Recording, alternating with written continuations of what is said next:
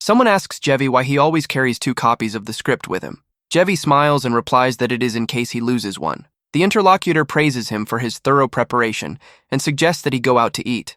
Jevi agrees, but then we see that he is lying and has another reason for carrying 2 scripts. He holds up a folder, one for display, one for himself. He puts the folder down and activates something. An offer to absorb the drama Train of Youth appears. He smiles contentedly, holding another folder. This one is for personal use. Park Chan-ik, the team leader, is on the phone with the director, discussing the casting of Song Moon-gyo. He's surprised at the early time of the call and mentions that the filming is only with the B team. He then talks irritably on the phone, complaining that the person on the phone hung up on him. Jewi looks tired and depressed, noting that the day feels like a war zone. Jevi comes to another man's office. The newcomer asks about the new additions. He is shown a large stack of scripts and explained that these are all scheduled for launch in the first half of the year. He is surprised and puzzled by this amount.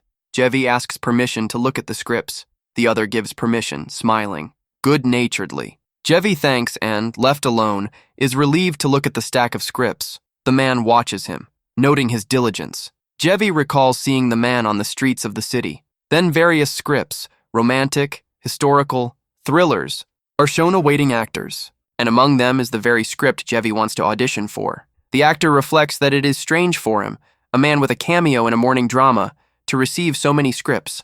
Nevertheless, by reviewing them, he hopes to find the strength to move on.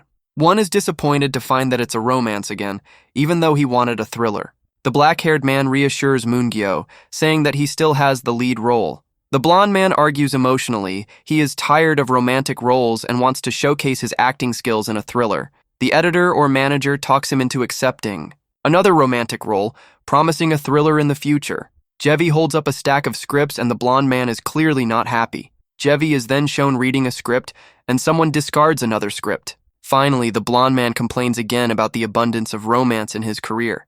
The guy with the book reflects on the other guy they were once interns with together. Moon-gyo appears to have had more success, and this annoys Jewi. He gets angry and thinks that messing with this person or his entourage is a waste. It will only give him an excuse to criticize. He decides to leave. Suddenly, something strange starts to happen. The book starts to emit magical energy. Jevi holds up the book and is surprised. He reads something about Youth Train and realizes that it matches the text in his book. Suddenly, the manager calls out to Jevi, asking what he is doing. A guy is holding a Train of Youth script and wants to test it out in the practice room. He enters the room and seems to find something that surprises him.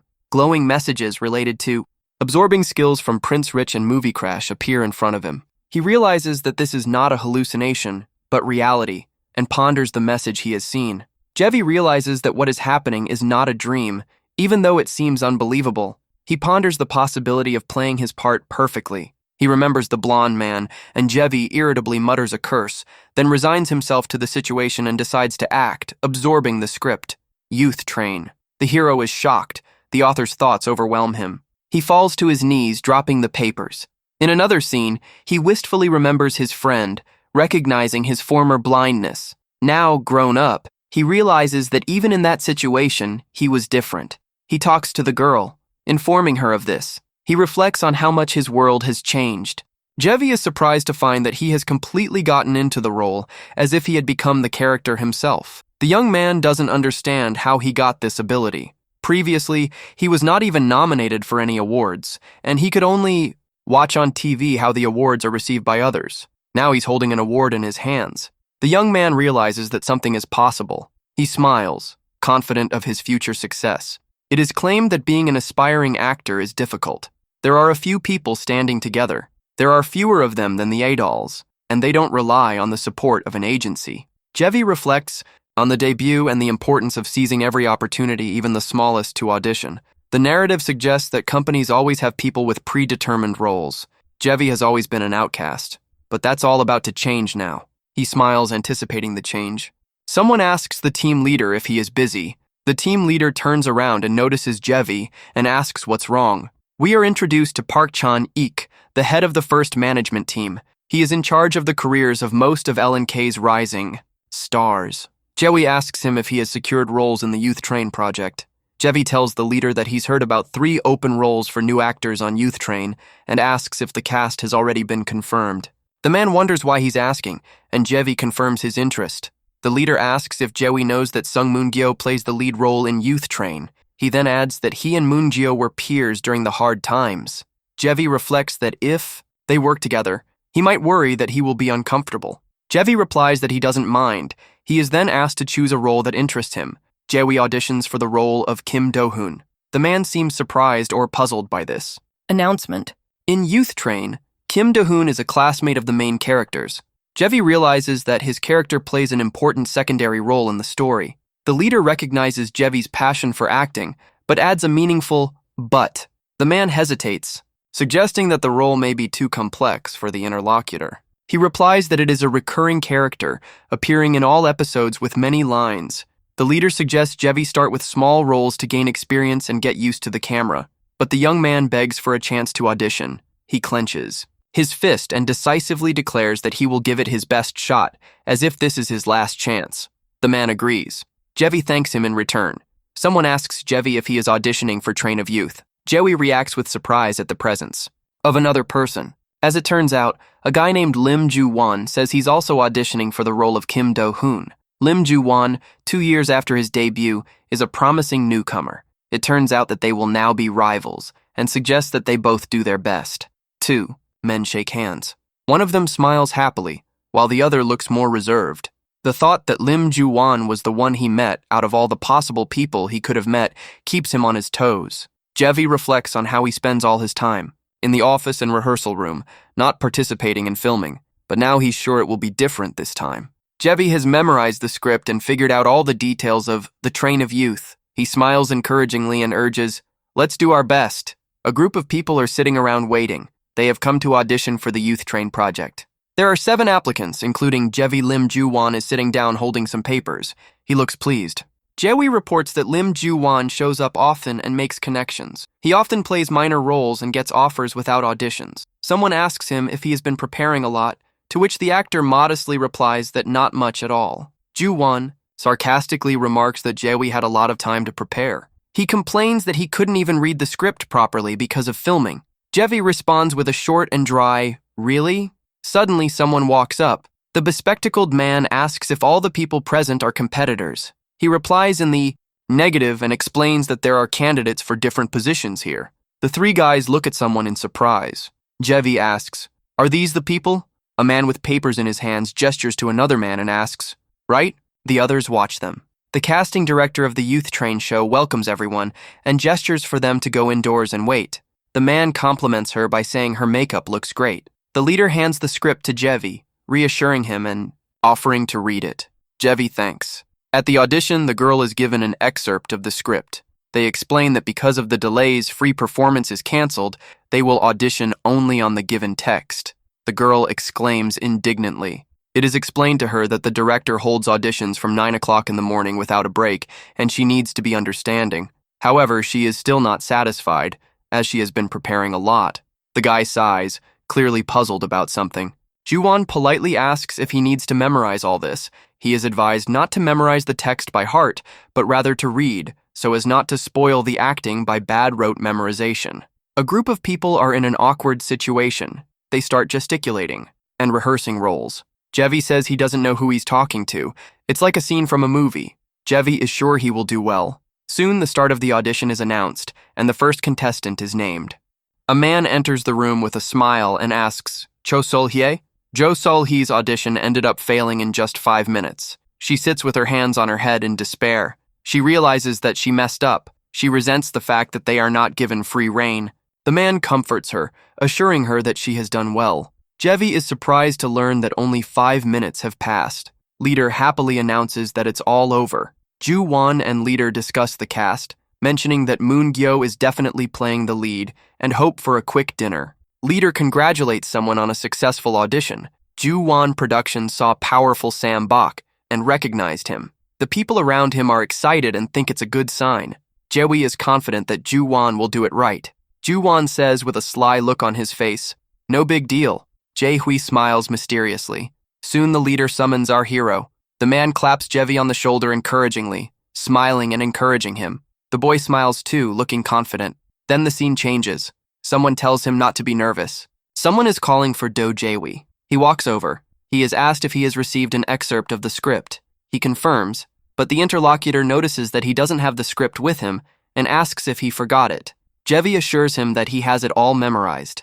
Jevi is surprised at the sum and asks if this is bragging. The man in the cap suggests that the leader watch and then start. The question is about watching apparently a TV series or a movie, and it is suggested to start from the 3rd episode, from the 25th minute. Someone suggests that another character thinks Kim Gang-hyuk is a match for So Young. In response, Jewi flatly denies this and is outraged, claiming that Min So Young has never judged people based on their wealth. A man tells Kim Gang-hyuk to watch his words and accuses him of acting out of a sense of inferiority. The people sitting at the table were surprised. Jewi pondered whether it would be Min So Young or Kim Kang-hyuk. He yells, belittling someone, pointing out the uselessness of their origin. He was mad as hell, barely containing his anger. Jevi, as the actor, asks him to stop snapping at him. The girl was shocked at how well Jewi was acting. The girl was ecstatic, clapping her hands and exclaiming that it was awesome and creepy. The other, wearing glasses, rubs his hands together, clearly impressed. The girl recalls a quote from the 1st episode about the pain of separation as a visible external condition. Someone asks if he blinked a lot when he was experiencing strong emotions. Jevi replies with a smirk that he wasn't sure what was meant, so he took the liberty of depicting it that way. He just decided to get into the script and played the role of Kim Do-hoon. The girl was delighted with the performance, saying that it was exactly what he envisioned when he wrote the script. Goggles wonders when Jevi learned all the lines. He replies that he learned them 2 days ago. The complete script to episode 4 was sent to the agency 2 days ago.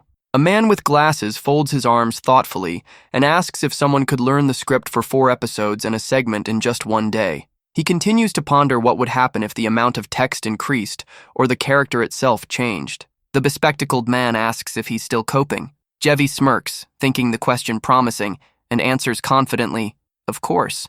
The man lets Jevi go, and the man thanks him. 2 men are surprised by the appearance of such an actor. They are amazed by his skills and wonder how they could not have known about him before, since he appeared to have made his debut quite some time ago. The girl turns to the principal, sure that he is thinking what he is thinking. The director enthusiastically agrees. It is suggested that they rewrite the script completely and make Kim Do-hoon the main character. At this point, Jewi walks out of the room with a smug smile, realizing that everything went well, because now a minor character will become a major character. Jewi happily calls out Hyung to someone. Then another guy with a cell phone in his hand is surprised to see our hero. Jewi reminisces about Lee Moon-soon, with whom they worked together at L&K. Moon-soon then asks the other how the audition went. The other replies that it was the same as usual, nothing new.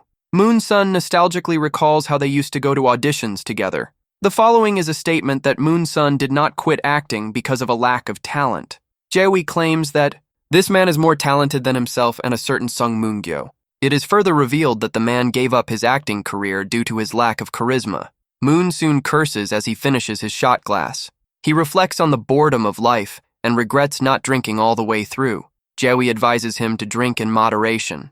Moon-soon pours Jehui a drink and says with relief as he watches him, thinking it's a good thing he can buy him a drink after dropping everything himself. Moon encourages Jehui, saying that he believes he'll succeed since he's trying so hard.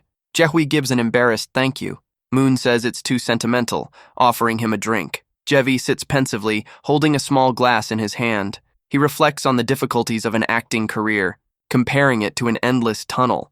Life in general doesn't seem easy to him either. It all feels like walking through pitch darkness in a tunnel with no light in sight. Moon soon asks Jewi how Moon-gyo is doing and if he's still the center of attention. Jewi replies that it's business as usual. Some resent the ingratitude of Moon-gyo, who has changed and forgotten about his previous agreements to help each other after his success. Jae-hui, addressing Moon-soon, advises him to forget about it and let the situation go. Moon-soon reflects on Sung Moon-gyo's success, scolding him irritably. He decides to have a smoke. Despite his reluctance to criticize someone else's success, he's still tormented by the question of why Moon-gyo has changed so much, as his Hyung has noticed. Going outside to smoke, Moon-soon says that the alcohol has gone to his head. He then holds out a pack of cigarettes and offers to take one. Jewi refuses. Moon-soon asks Jewi if he auditioned for Youth Train and how it went. Jewi replies that it seems to have gone well, but still, he wonders who is playing the lead role. Jewi says it's Moon-gyo. That made Moon-soon not even want to smoke. Jewi talks about the cast of the project and is confident in its success. Moon soon asks about the reason for his visit and mentions someone named Song Moon Kyo. Jevi says it's a long story, then hesitates. In fact, Jevi is tired of both other people's success and being ignored. Until some strange ability is gone, he can't be picky. Jaehui is thinking about how to squeeze out Sung Mungyo. Then he reads a message on Kakao Talk from his boss asking him to report early tomorrow. Jaehui decides to go through every possible audition. Jaehui wants Sung Mungyo to experience the same feelings as him. Inside L&K, a silent mechanism has failed. Jevi complains about his obscurity. He made his debut, but his name is not on any portal. His experience is limited to a few student workshops, occasional roles in theater, and a couple of commercials. He considers himself worthless. The office discusses that Jaehui has been chosen. Over Ju-won, one of the employees is surprised by this news. Someone is surprised. Jaehui reports that Im Ju-won has taken the place of the indispensable man. Suddenly, the leader notices Jaehui's presence. The man behind the counter cheerfully offers coffee to the young man. Jevi holds up a cup of coffee, and the leader offers him a friendly motion to go to the break room. Suddenly, someone calls out to Jaehui. It was Ju-won, who congratulates him on his successful audition. Ju-won was visibly upset. Jaehui thanks his interlocutor, and Ju-won says that he has a shoot and leaves. As it turns out, Ju-won left because he wanted to hide his envy. He ponders that without his abilities, he would look just like the person he looks up to. The leader turns to Jaehui and notices that his facial expression is different from the one he had while talking to Ju-won. Jaehui is surprised and asks him again. He is told that he just looks different. The leader says it makes him happy to see him happy. Just now, Jevi feels great and ponders the reason for it. The other two watch him with slight surprise. Jevi suggests that he's happy because he beat his rivals. He finally realizes that he's no different from Im Ju-won and Sung Moon Gyo. Sitting in the break room, Jaehui is surprised. What, seriously? The director is rewriting the script and changing the character? The leader watches him and notices that the director is infatuated with Jevi. An embarrassed Jevi laughs and thanks the leader for such a gift. Soon annoying words come from behind the door. Jevi is obviously worried about something. Someone tries to calm Sul-hee down. Jaehui leans over the table, silently worried, and then a click is heard. A woman with long red hair turns to Jevi looking surprised. The girl suggests that the man talk to her. A woman with a strained smile asks Jevi to ask the director not to.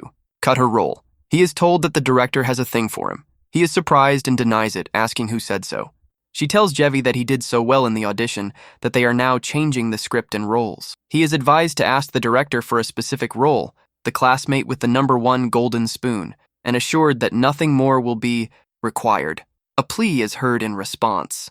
Jaewon says quietly, the past that Jevi wanted to forget comes back. He reminds the girl that the script is the power of the writer and director. Jevi asks what he can do to change things. Jaehui recalls asking Sung Mungyo for a small role. He quotes Moongyo's words to him at the time. Now he looks at the girl with surprise, perhaps sarcasm. Jevi asks the girl if she is trying to get him to take responsibility, because he may have to audition again because of him. In response, he hears a sharp confirmation. Yes, it's because of him. The girl is outraged at Jevi's behavior. She yells, accusing Jevi of memorizing the text, when he should have done the usual thing. She is outraged, asking if he wanted to stand out so badly. Jaehui thinks the situation is hopeless. Jo Sul-hai is surprised by this statement. She is told that she has never prepared properly for an audition in her life. An says that if someone's role is cut from the script, it means that person is not talented and irreplaceable enough. Jevi is surprised that the girl doesn't realize her place. He opens the door. Jevi says that you can tell by the look on his face that she is just greedy and jealous, and asks her to show understanding. Jevi then asks where they stand. It's about the director. The leader remembers director Moon Byung-chul. He is confident that he needs to succeed. Jaehui reflects on director Moon Byung-chul and the fact that if his project fails, he might get sucked into directing weekend serials or working in the planning department.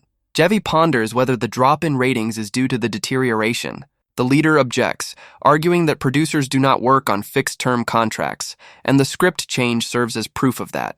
The director is impulsive. Because of this, the actors complain about him all the time. During filming, revisions to the script are commonplace, and new pages are constantly appearing. Jevi explains that some actors' screen time is reduced under the pretext of art, while others are given more lines. Since the number of episodes in a contract is fixed, characters can't be completely removed, but their importance can be significantly reduced. The leader notes that he is in constant conflict with the lead actors in each project, but is a skillful director. He believes that the agency needs to handle this situation well. Jevi begins to understand the principal's preferences. He prefers obedient and compliant people. Jewi asks if the director personally chose a certain Sung Moon Gyo. The leader replies that the production company had some influence and wonders why. Jewi is sure that the director didn't choose Sung Moon Gyo himself because he's known for being rebellious and arrogant. Jewi's advice is to pretend that he doesn't know anything. Apparently, the producers are trying to make up for the losses from Sung Moon Gyo's failed movie with a new drama. Jewi reflects on Sung Moon Gyo's proud character and doubts how long he can put up with the cranky old-school principal. But still, even so, Jevi declares that it's none of his business. The blonde man sighs nervously, holding his head and looking at the script. He is annoyed. Jevi watches him and notes his anxious behavior. Jevi ponders, realizing that someone didn't get the gist of what they read, and that despite the claims, everyone's romance game is the same. He reads the script. Suddenly, a semi-transparent window appears with information about the drama Train of Youth. All the episodes of the drama are 100% internalized. A man appears and asks if everyone is gathered. At the first meeting, the man offers to introduce himself to everyone. Today, the cast is rehearsing a reading of episodes 1 through 4. It will take more than half a day. The actors are introduced. One will play Woo Jin, and the other will play Seo Yoon. The girl is looking forward to working together. Yuosha introduces himself as Jaehui, a new actor confirmed to play the role of Kim Do-hoon. He feels that the task is beyond him, but is determined to approach it with humility. A guy in a cap and glasses reads a script. Spring 2009. The main characters are introduced. Lee Woo-jin comes from a poor family and has nothing but courage. Kim Gang-hyuk is a high school student who gets away with it thanks to his powerful congressman father. Also introduced is Hai, schoolgirl So Yoon, who is in between these two guys. A girl in a school uniform, slightly embarrassed, tucks a strand of hair behind her ear. She is the first love for two young men. The girl, embarrassed, explains something. She hopes that her two friends will make up. After graduation, So Young tries to repair their relationship. Moon Gayo asks, "Friends?" The blonde man sadly admits that because of his friendship with Kang Hyuk, he completely missed out. He says that no one bothered him in the neighborhood, and it was completely his world. Then he asks sharply, "Do you know that?" The expression on his face is tense, and he looks angry. The character feels like an outsider among the people around him. He reflects on his friend, the rich Kang Hyuk. Despite their friendship, their worlds are completely different. It becomes clear that this is the key scene of the first episode and the first scene he played. The man with glasses hesitates, putting a finger to his chin. He turns to Moon-gyo and asks him to wait. The leader asks Moon-gyo to play again, better hiding his emotions. Moon-gyo seems surprised or puzzled by the request to hide feelings. The bespectacled man tells the blonde guy that he is being too obvious about his feelings. He thinks that the situation should be more humiliating for the speaker, since all this is happening in front of the girl he likes. Moon-gyo gloomily looks away and begs to be allowed to do something again. The narration describes this scene as a difficult one, where he laments his different fate from that of Kim Gang-hyuk. Jevi describes a difficult scene full of sadness and humiliation. He believes that the hero is now too emotional, and only anger can be seen in his acting. Jevi drinks water and criticizes the superficial analysis of the character. The reading continues. Thanks to the acting experience of everyone present, the atmosphere isn't bad. Someone bows and praises So Young. The girl thanks the guy. The narrative reports the problem. The other guy exclaims, "Me!" He looks alarmed. Ju-won stands up abruptly from the table. With a smile, he says, "You know." Two others in the background react to this. A man, apparently Kim Gang-hyuk, indignantly reminds someone of himself. Jewi mentions that he is Kim Kyung-oh, a minor male character in the piece. Jevi discusses the male model, assuming he was put on the project because of his popularity. He is impressed. Jevi thinks that this man could win all the awards. The jury asks him not to behave a certain way, as in the script. Jevi thinks that guy's looks are a waste. In any case, the bespectacled man suggests moving on to the next scene. Someone is waiting for their turn. The final scene of the first episode is shown, where he goes to Woo Jin's house and they have a drink together. In the shot, Woo Jin is squatting on the floor. He fidgets and looks worried. At that moment, someone knocks on the door. The blonde man asks, "Do-hoon, is that you?" Do-hoon, a little surprised, answers in the affirmative. Myo-kyung then asks him to open the door quickly. A guy in a blue sweatshirt walks by saying something and clenching his fist. At first, Myo-kyung declares that she has something to say. Then, Apparently reading the script, she notices an oddity on the page. This is followed by a rebuke in an arrogant tone. The blonde man, holding up the script, asks with a chuckle if he thinks he can look down on him. Jevi, with a serious look, replies that he has never done that before, but that he will now. Jewi reprimands Moon Kyung for causing trouble. The girl is surprised that he repeats it a second time without looking and ponders how much he's memorized. She is amazed by his acting, marveling at how he can play without delay and without looking at the script. Jae-hui turns to Moon Kyung, warning him not to get overconfident and hinting that he must understand something after what he's seen. He asks how long the children will be at his side. Moon-gyo has a sly expression on his face, interjects what he's been told, and threateningly advises him to be careful. Jevi warns him that he is being followed. Jewi soon realizes his mistake and apologizes to Moon-gyo, explaining that he did it without looking. Blondie is happy that Jevi is wrong too, seeing it as a display of humanity. Blondie, on the other hand, is angry and curses. He is advised to read the script carefully. The man with glasses smiles contentedly. The script was unexpectedly rewritten, and everyone had to work hard to make sense of it, but everyone managed to analyze the new version. He offers a corporate dinner at a meat restaurant as a thank you. The model asks enthusiastically about the beef. The bespectacled man replies that he'll think about it after the show is over. Soon the leader asks Jevi if he is finished.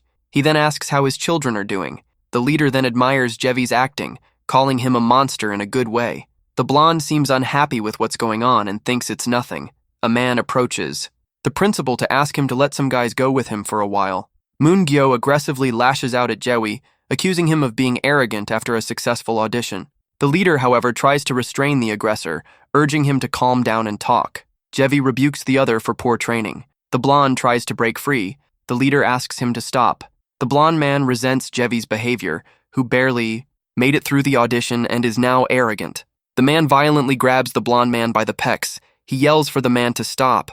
The aggressor curses and regrets having contacted this man for work. At that moment, Jewi remembers why Sung Mung-gyo ignored him, clenching his fist. He reflects on the fact that after Moon-gyo's success, the lives of those who didn't reach his level began to seem insignificant to him. The blonde man is furious and tries to lash out and yells at Jevi, accusing him of deliberately saying nasty things during his performance as if provoking him. A man is annoyed by the participation of Jevi, a man he dislikes, in the project. He resents why this man was allowed to join. Jewi realizes that he seems like a real plague to Moon-gyo. Walking away, Jevi thinks that touching him might infect him with failure, but he is shocked by such an arrogant statement. Soon, Jevi entered the room. The company sits around the table. Jevi apologizes to the elder for being late. Then he asks to be given the tongs and declares that he will fry by himself from now on. A group of friends are enjoying and anticipating someone's culinary skills, namely grilling skills. Later, someone arrives and is joyfully greeted. A blonde man walks up to another man and calls him over. He replies that the meat on the table is not ready yet. The first man reassures him, saying that everything is fine. A blonde man complains of nausea. The dark-haired man listens to him with his head bowed. The guy in the scarf says the lead actor should sit right in front of the director. A girl notices and says that someone is being rude. The guy with the scarf sighs and asks if he always acts like this, suggesting that such behavior is a bad sign. Jevi says he is not very close to a certain person. It is mentioned that the industry in Korea is small. Jewi calls everyone to the table. At the end, the topic of the sudden disappearance of a popular Korean actor is brought up, like a newcomer that no one had even heard of suddenly appearing on all 3 major network channels. Jevi realized that after all, it all starts with small, subtle impressions like this one.